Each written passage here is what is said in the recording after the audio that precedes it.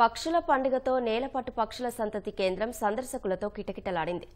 ఆదివారం సెలవు రోజు కావడంతో పాఠశాల విద్యార్థులు కుటుంబ సభ్యులు విచ్చేసి చెరువుల్లో సేద తీరుతున్న విహంగాలను వీక్షించారు. 5 ఏళ్ల అనంతరం నిర్వహిస్తున్న వేడుకకు రాష్ట్రంతో పాటు పక్క రాష్ట్రాల నుంచి పర్యాటకులు తరలివచ్చారు.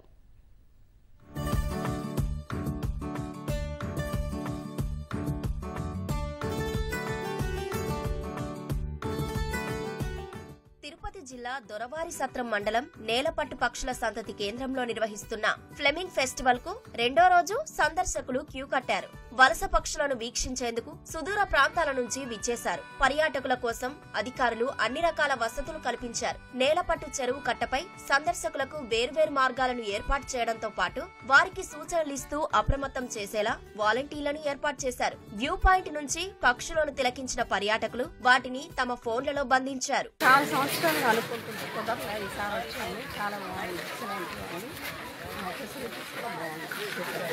ఇంకా బాగా డెవలప్ అవుతుంది. చాలా బాగున్నాయి సార్. వలస పక్షులు అని చెప్పినారు.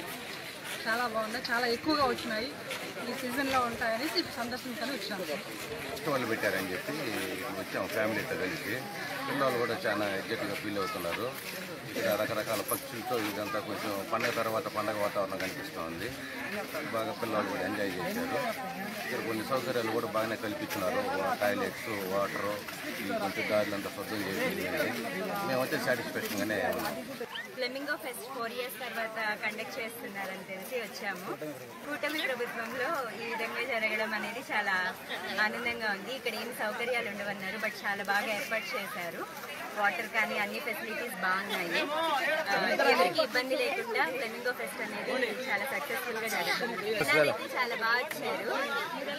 చాలా తర్వాత జరుగుతుండగా చాలా మంది వచ్చి అందరూ ఆహ్లాదంగా ఎంజాయ్ చేస్తున్నారు నేచర్.